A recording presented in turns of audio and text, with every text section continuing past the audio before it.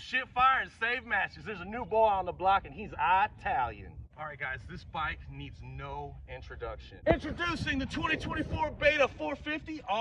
All right, guys, we waited for this bike for a long time. We waited and we waited and we waited. During this whole wait time, I survived off of pizza rolls and heartburn, but I kept it cool like a side of ranch, man, and finally it showed. We get it out of the crate and put it on the stand, and my first reaction, yeah, personally, I think the 2024 Beta is the best looking bike in the lineup this year. I mean, even with this super high number plate, it kind of looks like praying mantis, you know? Oh, praying mantises, man. You know, I don't get it. I don't get it. Why doesn't a single praying mantis mom pull their kid to the side and say, hey, look, she's gonna rip your face off? You know what I mean? Like nieces, aunts, y'all couldn't just do us a solid and be like, hey, she's gonna rip your head off, no cap. Anyway, all I'm saying is, you know, y'all could have just given us a heads up. And besides, it's better than this bottle of water. I mean, Triumph, it looks like they took a piece of plastic, like a dinner plate or something, and heated it up and just threw it at the force, and that's where it landed, like splat.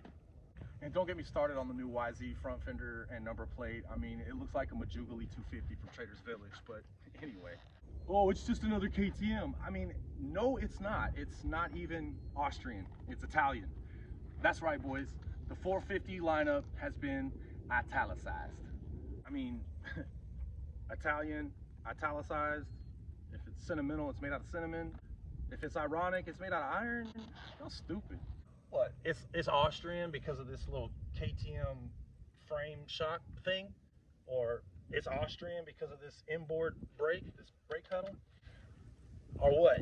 It's a KTM because it has a plastic frame guard? Well, I mean, it's a KTM because it has wheels on it? I mean, what, this bump on the thing by the thing? Oh, what, it's Austrian because of these Brembo brakes it doesn't have? I mean, it's an Italian bike. You would think Italian brakes, right? No, they went with Nissan, front and rear. So, not a KTM. Turns out, by the way, the Nissan brakes are stupid strong, like crazy strong. I've been on the Brembos for years, and I didn't think they would perform, but they are badass. So what do you mean these KYB forks and this KYB shock? Is that what makes it a KTM? How about this Beta engine? Does that make it a KTM? How about this KTM swing arm made in-house and the hubs made in-house? All KTM, right? The bottom line is, guys, all of these bikes these days have a lot in common, and this one is no different. So what does it have in common with KTM? I mean, the same that all the other bikes have in common. KTM brought a lot of innovations, you know, starting in the mid-90s. You know, steel-braided brake lines, XL rims, machine triple clamps, you know, taper style bars. I mean, the list goes on and on and on. So what, Kawasaki's a KTM now because it has a Brembo brake on it or a hydraulic clutch? I mean, we all have toolless entry to our air boxes now, but nobody has toolless entry to our seat. All you gotta do is pull this little lever right here. See that? The bottom line is, there's a whole list of ways to criticize all these bikes and pick them all apart, and it's right here. Does that look any cooler? No. Does that look any cooler? No. Rolling.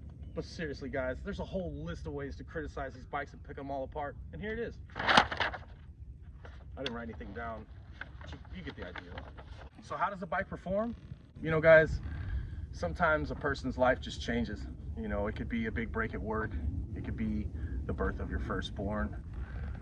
For me, it was the first lap on this bike.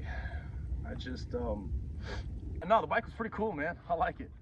Well, the first thing I noticed is that it's really torquey and really smooth. And because it's smooth and it gets through the rev range really quickly, I think a lot of people are going to say that it's signing off a little early, but I don't think that's what's happening. I think I'm going to drop a tooth in the rear, which means I won't have to shift as much, and that should help stretch its legs out a little bit. For the record, the fork is really compliant. I think this bike is going to do perfect at a GNCC race, just like it sits. It's a little soft in the front for moto. So I like the fork. It's plush, it's compliant, but it's a little too soft. You can tell over here in this roller section that as we're getting through the end of it, the bike's literally starting to lower. So we need to work with the rebound a little bit. Most likely gonna have to put some springs in the front and then slow down the rebound a little bit. The rear shock, on the other hand, is too stiff. You know, I did not go off a sag or anything. I just went off of the feel and the balance of how it was just kind of flying in the air. It just seems to ride a little high in the rear. So we came off the preload. Again, no measurement on sag. Gonna have to speed up the rebound a little bit. It just, the compression and rebound stroke is just really, really slow. but it's already starting to come around a little bit with some break-in. So there's a little talk about maybe like a twitch on the front end, but I don't think it's the fork. I know it sounds crazy, but I think it's the crazy powerful front brake. And so what I did was I ran the lever in really close to my fingers, but I did notice a little twitch, you know, under high speed braking. She tried to do a little Josephine Johnny on me. So working with that lever, I think that kind of cleaned that up a little bit.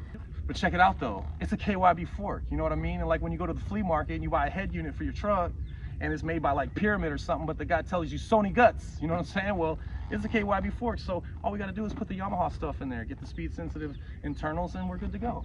Overall, I like the bike all the way around. It turns good, the brakes are amazing, power's nice and predictable and smooth. Hey, you know what? I'm sorry to interrupt. I forgot to mention something about the clutch.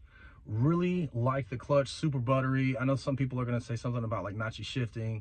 I had that day one, day two, it basically went away. Neutral's easy to find, shifting, you know, under power is fine. Forgot to mention that I really like the chain and sprockets. I mean, the back sprocket is just like jewelry. Love it. Love the black spokes, love the machined hubs. Yeah, I know I'm forgetting something, that's why I interrupted, so my bad. But anyway, carry on. Overall, I like the bike. Brakes are amazing, fork is compliant, shock needs a little bit of break-in, maybe you have to put some springs in it. The engine, the question is, do we hit like a pile of hog knuckles? No, it is not going to be your monster Yamaha power delivery, but they never claimed to be the monster. Their tagline is rideability, and I can tell you that the bike is extremely rideable, and that counts for something. I promise you, the engine's going to get the job done. It got plenty of horse pressures, don't worry about that. Well, what makes the bike cool? Well, let's just go ask Bob real quick. Oh, well, hey, thanks for tuning in. Y'all come on in, guys. So what we're going to do is put a little beta here on this pond. This is Mike's pond, and we're going to go ahead and put some nice little taper style bars on there. If you want, we can go ahead and paint in some machined triple clamps. That's really nice. It makes me feel really good. Yeah, we've got some KYB forks on there. We're going to go ahead and paint those in there. Let's go ahead and get a Maxxis tire on there, and we don't know how those work because we put Dunlops on it before we rode it. We've got a nice little Galfer brake in there connected to a Nissan component with a steel braided brake line. Super strong brakes, we like that a lot. We've got this KTM beta frame right here. We're gonna wrap it up in a nice little plastic frame guard. Looks very, very Austrian. I mean, very cool looking frame guard there. Let's go ahead and put a nice little titanium header pipe on there. It'll change color after break-in. Looks really nice. I'm gonna put the world's biggest muffler on there, and no matter what, it doesn't look as bad as Kawasaki's muffler. I'm gonna go ahead and put some nice, if you want, let's come on in here and paint in some nice little blue XL rims. None of that Dirt Shark stuff, the real OG stuff. XL rims. We're gonna put a KYB rear shock on there, and here's the thing about a rear shock. It's in the rear, so you don't have to say rear shock. It's just a shock, you know. Same for the front fork. It's not like there's one on the back, so we don't really have to differentiate the front from the rear. This is just called a fork. It's kind of like a water heater at your house. It's not a hot water heater, it's a water heater. Yeah, we'll go ahead and paint those in there. We're gonna put a nice little gripper seat on that bike with some sublimated graphics. Wait, they're not sublimated, they're just vinyl. That's all right, that's all right. We'll just put some vinyl graphics on there like that. But yep, that's our 2024 beta. I gotta say, that's pretty good looking. And we're just gonna ride through the sunset through this pond right here. Thank you guys for tuning in. This is the part of the video we like to call, Don't Do That! First off, the seat cover tighter than frog skin. And that's cool, because frog skin is waterproof. But this seat's harder than shit. Don't do that. The color of that frame guard versus the color of that frame. Beta, what are you doing? We already have a gas with fire engine red steel frame, and we got the ducts coming out soon. Why wouldn't you just go with this beautiful pinkish, orangish, reddish, it's not pink, it's light red color, you know? Just go for the gusto, make the whole frame the same color. I promise you, we will love it. We all want it. Just make this frame the same color as this, as this, as this. So this difference in color right here, don't do that. This shiny part right here on the muffler, that either looks like a vet rider or a sea rider. Don't do that. The Maxxis tires, we went and swapped them out for Dunlops. And that's all right. I think Maxxis is probably fine. The main thing is they're not Bridgestones. Don't do that. Hey, 1996 called. They want their front brake lever back. Nissan, powerful brake. Love it. Just as good as the Brembo, if not better. But guys, if I can adjust my clutch lever on the fly, I've got toolless entry to an airbox, toolless seat. I should be able to adjust my front brake lever with no tools. So don't do that. So we know what we like, we know what we don't like about the bike. What does it have in common with KTM? I'll tell you it has something in common with KTM.